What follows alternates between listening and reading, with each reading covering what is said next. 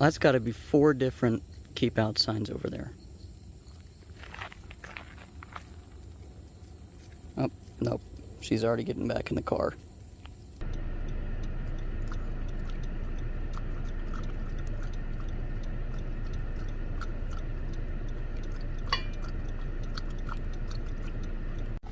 That's my little doggie. She was 19.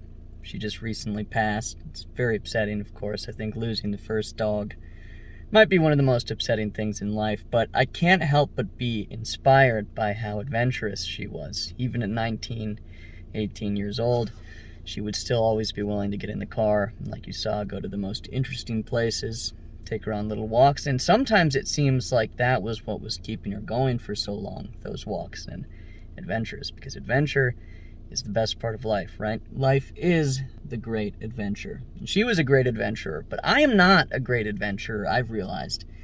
I am a young guy, and I really haven't gone on any major adventures in life, but today we're changing that. The title is pretty self-explanatory. Road trip to 4 select locations in the United States of America that I believe are creepy or unsettling. And the road trip is a hallmark of American youth. I'm about to experience it for the first time, and it will be interesting because I'm not a good driver. Hopefully, we don't get any of that on camera, though. The first stretch of our journey takes us from my hometown in South Carolina to its northern counterpart. The Devil's Tramping Ground, or Devil's Circle, is an infamous piece of American supernatural lore that lies in the woodlands of Bear Creek, North Carolina. The most bizarre feature of this spot, and one that remains a genuine scientific anomaly to this day, is the 50 by 50 foot dirt circle at its center.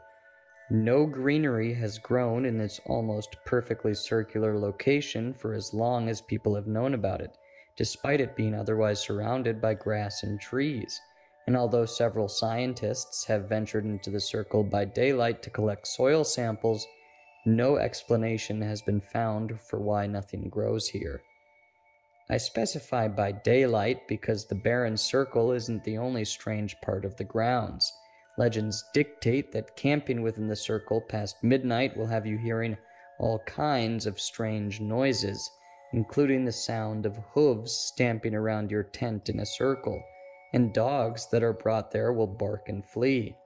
Items left within the circle will also find themselves tossed out of it by dawn, all of this leading to local theories that the circle has been claimed by the devil himself, and he spends his nights there pacing and making his wicked plans. All right, we are now about 2 minutes walking distance from the Devil's Tramping Ground / Devil's Circle. The activity in this place usually happens around midnight to 3 o'clock in the morning, which is traditional, the quote-unquote witching hours. It is now 1 o'clock in the morning, and I am going in alone with only this flashlight. And it also, unfortunately, is kind of pouring outside. But I gotta do it for my dog who died. No regrets. I was not at all expecting the rain. This was terrible planning on my part. It's private property? What a devil move. I'm sure that nobody will mind if we just sneak right past there, though. Okay. Yeah, this is the area where nothing has grown. And is that some firewood being put down for a fire? Like new firewood? As in they were planning to make a fire here until it started raining?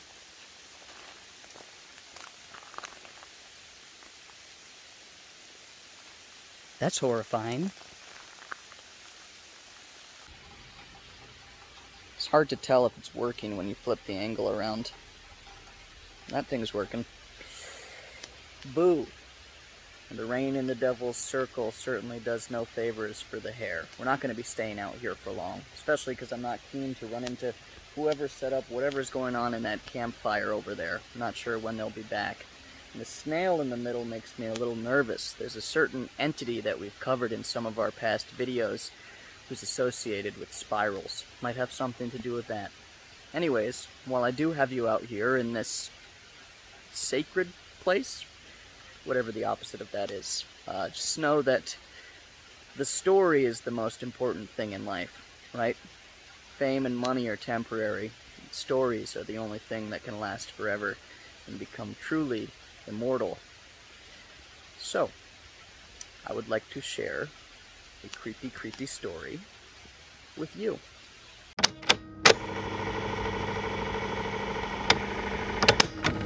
My sister and I were staying in North Carolina with our extended family.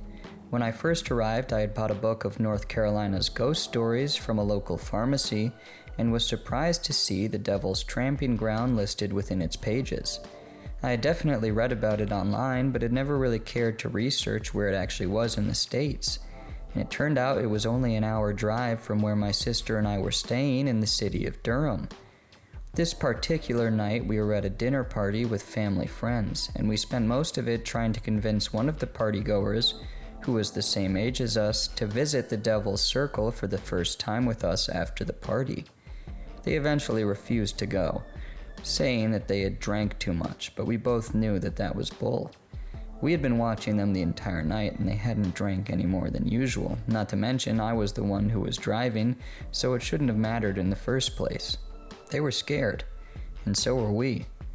Being paranormal enthusiasts, my sister and I had visited the odd supposedly haunted woods and barren camping grounds, but we had never really been to one of the pillars of American paranormal horror, and we were about to go. It seemed like the party was to wrap up at midnight, so we would reach the circle at around 1 a.m., when the activity was at its peak. Everyone said their goodbyes, and my sister and I got into our car. It was foggy out, so we had to go a little slower than usual. After about 50 minutes of dull highway, we got off onto the road leading to Siler City, and this was where the scenery started becoming foreign to us.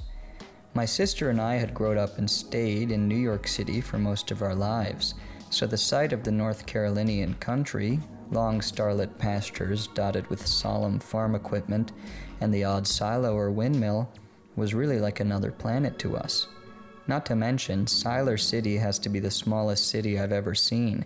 It really looked more like a gas station and a couple of surrounding buildings, but to the top right was the titular Devil's Tramping Ground Road. Yes, that's really what it's called. It's a long road that goes past more farmland, with the circle itself being to the left 2 miles in. When we finally found it, we got to the gate, which isn't rustic. It's a modern red metal with no trespassing sign, but we were easily able to slip in around the sides, which are left exposed. In the center of the circle, it was dead quiet. It really seemed like a place from another world to us.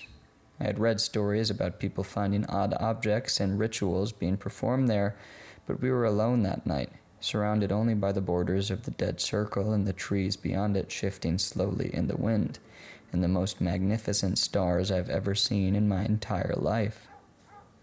I started to hear dogs barking in the distance, far out into the depths of the forest that bordered the circle. My sister and I were frozen in place looking at the stars, so I didn't pay much attention to it. Plus, I really needed to pee, so I drifted off into the distance, further into the forest. I heard the dogs again, closer now because I was closer to the forest. Or maybe they were coming in our direction? I couldn't really tell. I finished peeing and walked back to my sister. Again, the dogs were barking. They were definitely moving towards us. I was a little worried because there was a lot of private property in the area, and it might be one of the landowners coming over to chew us out. But they still sounded like they were deep within the forest. So I just went back to looking at the stars. We definitely had at least 20 minutes before they ended up reaching us.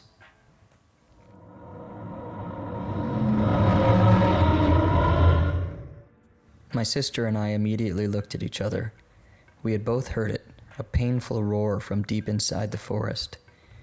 I couldn't say what animal it was. I've never heard anything like it. Not in the real world, on the internet, or on TV. It certainly wasn't anything that belonged in North Carolina. It was profoundly loud and guttural, like the creature's vocal cords were made of metal and scraping against each other. "Let's get back into the car," my sister said. We hurried away, taking a quick last glance at the Devil's Circle and the stars. Then we were in the car, driving down Devil's Tramping Ground Road in the fog. "What was that animal?" I asked. "I don't know," my sister said. She seemed excited, but at the same time a little uneasy. "Do you think it was roaring because those dogs were making so much noise?" "What dogs?" I paused. There was no way my sister hadn't heard them. They were getting louder and louder the whole time we were there. "Those dogs that were barking at us," I said. I didn't hear any dogs, and with that my sister turned her head and fell asleep. It was around 1:30 in the morning by the time we left the circle, so we were both very tired. But I had a long drive ahead of me, so I put on some music and drove on. It was only 2 minutes later, right when I turned off of Devil's Tramping Ground Road and passed the gas station in Siler City, that I nudged my sister awake. "What?" she groggily asked. I pointed out the window. "Look." There was a shadowy figure in the middle of the road. I swerved to dodge it, and as we passed it to the right, the headlights made clear what it was. A massive, hunched dog. Its back must have been up to our car door mirrors. It was the size of a wolf, but I knew it wasn't one. It had downward-sloped ears like a docile beagle, and patches of gray, black, and white fur sticking out all over it. It was bone-thin, to the point where I could see its indented ribs pressing up against the skin of its belly. The worst part was its head. It had a sharp snout like a husky, and its mouth was gaping open, like it was smiling. It was so wide it seemed like it was just barely hanging on to the hinges of its jaw. And its eyes, they were stark white with no pupils. It looked directly at us as we passed. In the car door mirror, I could see its rear. It had no tail. We were both absolutely frozen, and neither of us talked for the rest of the country road that led away from Siler City. But the minute we got onto the highway, my sister turned to me and said, "I think that was a demon." Let's fucking bounce.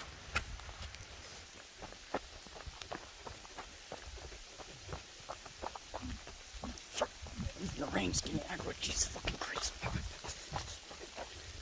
Oh. Okay. Oh, God. Oh, baby.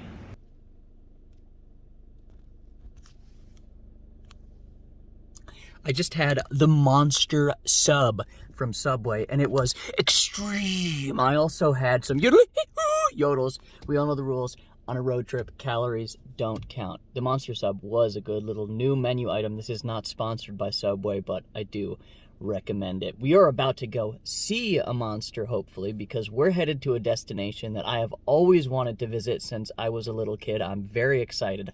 I saw it for the first time on a show called Lost Tapes that was on Animal Planet. I'm pretty sure it was on Animal Planet. Do you believe? Lost Tapes. Which is weird because Animal Planet marketed itself as like a scientifically grounded network. So that can only lead me to believe that the monster that they were talking about in that episode is in fact real and extreme. Anyways, let's get on the road. The second place on our roadmap is a lot larger than the Devil's Circle. It spans multiple miles, so we'll only get to check out a small portion of it. This leg of the journey takes us further up the eastern seaboard as we cross over several state lines this time and move from the south of the United States into the north of the United States. This town ain't big enough for the two of us. It's actually not appropriate. We're not in the south anymore. We are in New Jersey, and if you are an absolute freak, you already know where we are, the New Jersey Pine Barrens, which is one of the holy grails of American paranormal investigation. So coveted that it's actually even worth it for some people like me to come to New Jersey. Wow, that's pretty crazy, I know. The New Jersey Pine Barrens, covering roughly 1.1 million acres or 1,700 square miles of New Jersey, are the largest remaining pine barrens on the eastern seaboard. Several settlements, like the one we're currently exploring, were propped up in the Pine Barrens, but due to the isolated nature of the woods, and perhaps the influence of something else that we'll be getting to later, they all failed and became ghost towns. Most remain standing deep in the barrens, seldom visited. Catnip.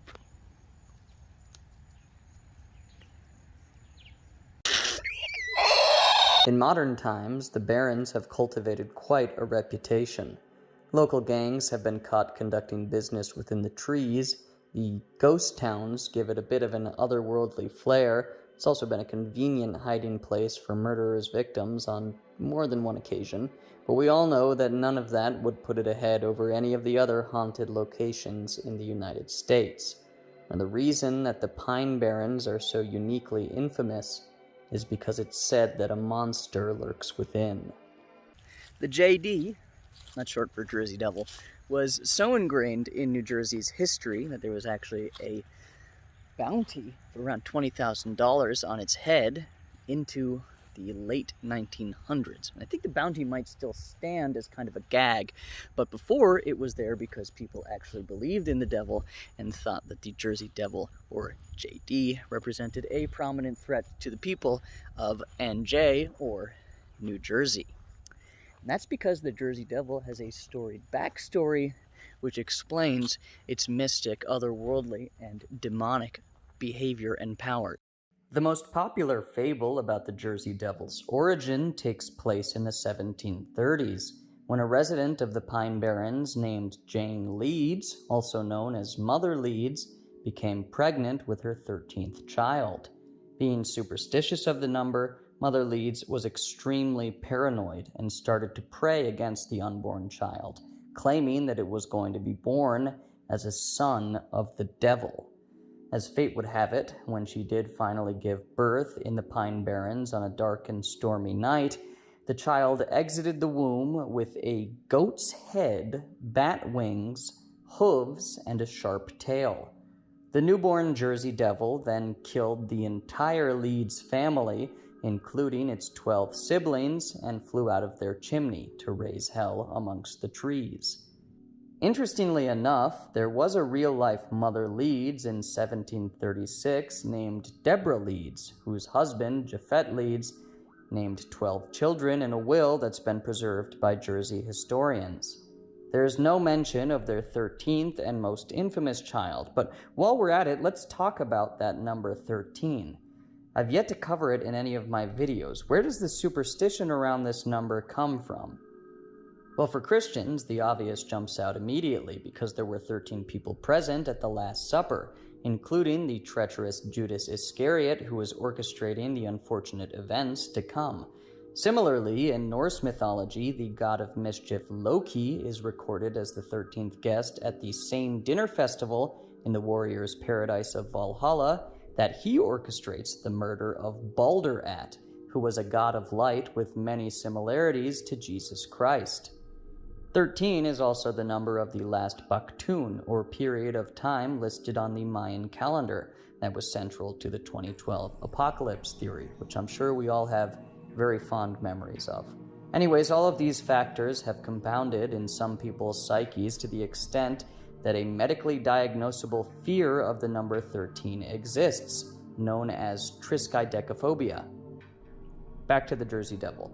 Although the story of Mother Leeds is the most well-known origin for the beast, the Lenape people who originally inhabited the Pine Barrens long before European settlers arrived had an oral tradition surrounding a spirit called Msing, who often took the form of a bat-winged deer, which is eerily close to the modern cultural conception of the Jersey Devil.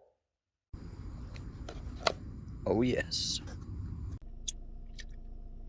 You know, a lot can be said about the American highway system and how it may or may not have vivisected the heartland of the country, but it is very convenient, and the Panda Express that it just led me to, simply fantastic. Anyways, we are on our way to our semi-final destination. and I think it's probably the holy grail when it comes to American ghost hunting and paranormal enthusiasm, as it was in fact the inspiration for one of the most influential horror franchises of all time, or at least its film adaptation.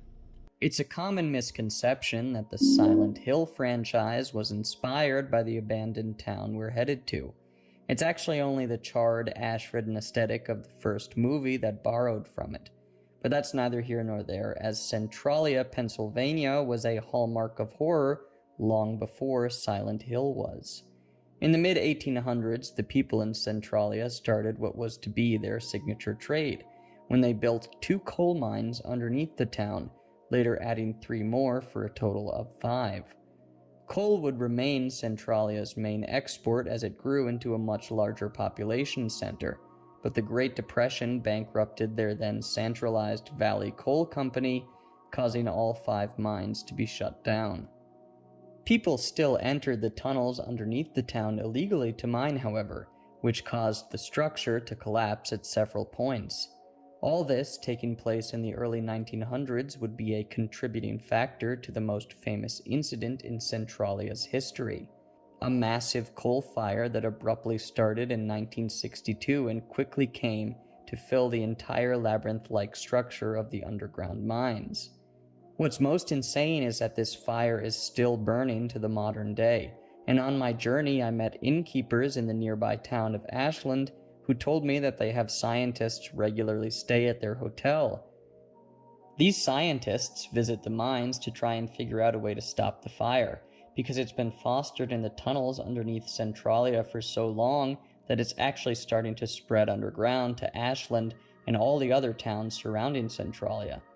If it does reach them, their populace will suffer the same fate as Centralia's.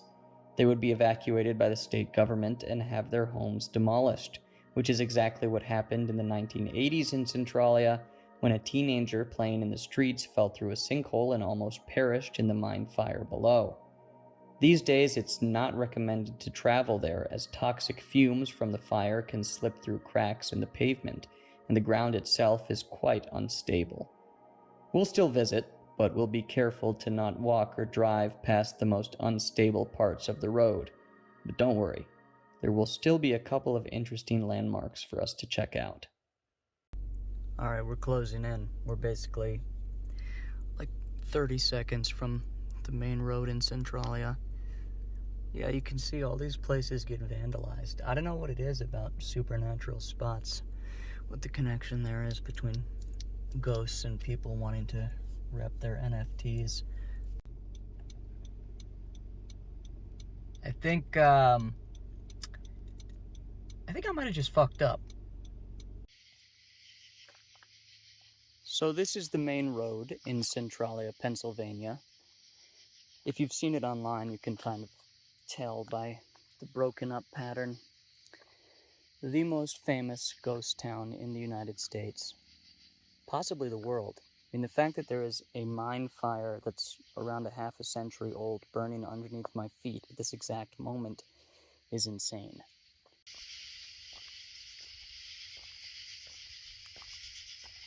Oh, oh, oh, oh, oh.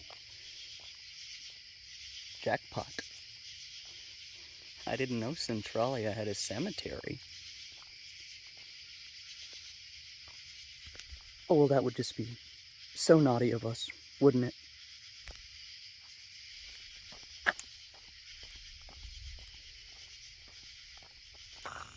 Let's remember that this place has a troubled history, so it's important to be as sensitive and respectful as possible. Spirits of the fire, would any of you go out with me?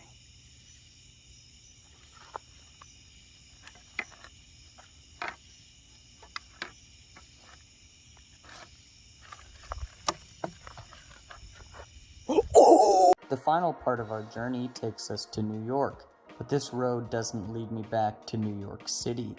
Instead, it leads to Long Island, and although we're not stopping there while we drive through the island, have you ever heard of Kings Park Asylum?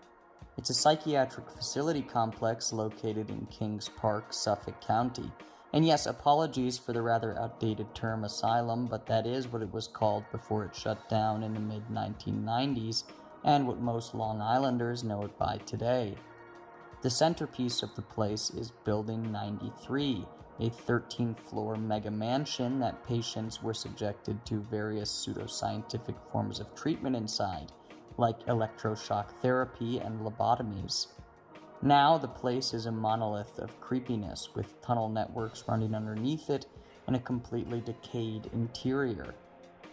I once visited the place with a friend who led me even further than the 13th floor to the catwalks above the entire building. That's when we saw this. The wheel is just turning. It's turning. That's fucking creepy. Oh my god.